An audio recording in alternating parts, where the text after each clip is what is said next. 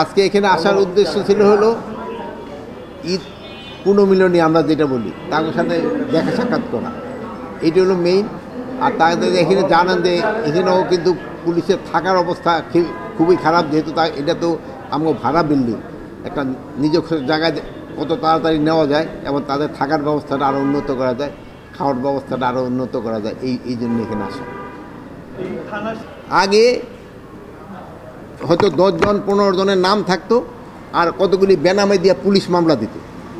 আর এইবার হইতে কি আপনারা মামলা দিচ্ছেন, 10 জন 15 জনের নাম দিচ্ছেন, 200-250 বেনামি লোক দিচ্ছেন, এই জন্য কিন্তু ইনভেস্টিগেশনও দেরি হয়ে যাচ্ছে।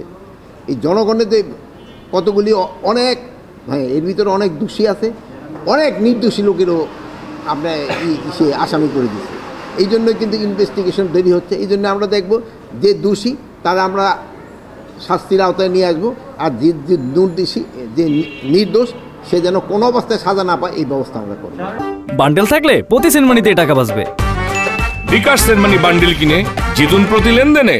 আমরা কারাটারে একটা শোধনাগার মানে কারেকশন সেন্টার হিসেবে করতে চাচ্ছি। সেই কারেকশন সেন্টারটা হবে এরকম যে তারা এখানে কিছু কিছু ক্ষেত্রে কাজ করতে পারবে এবং কাজ করে যে তারা একটা উপার্জন করবে, এই উপার্জনটা তারা ইভেন তাদের ফ্যামিলিরে দিতে পারবে। এখানে আপনারা জানেন এখানে ম্যাক্সিমাম কিন্তু যারা ইসেরা আছে তারাই কিন্তু উপার্জনক্ষম একজন। সে যে ইসে জেলে চলে আসে সেরকম পুরো ফ্যামিলিটা কিন্তু একটা ডিস্ট্রেস কন্ডিশনে পড়ে যায়। যদি এখানে যদি একটা উপার্জনের একটা ব্যবস্থা করা যায় তো তারা এই টাকাটা ফ্যামিলিরে পাঠাতে পারবে এবং ফ্যামিলিটাও ভালো চলবে এবং তার ক্ষেত্রেও ভালো, সেও যে সময় ছাড়া পাবে সেও একটা ট্রেন হইয়া বের হলো, সে সমাজে কিন্তু অন্যের সাথে মিশেও যেতে পারবে এবং একটা কাজও করতে পারবে। এই লাইনে আমরা কাজ করে যাচ্ছি যাতে কারাটা যেন কারেকশন সেন্টার হিসেবে করা যায়।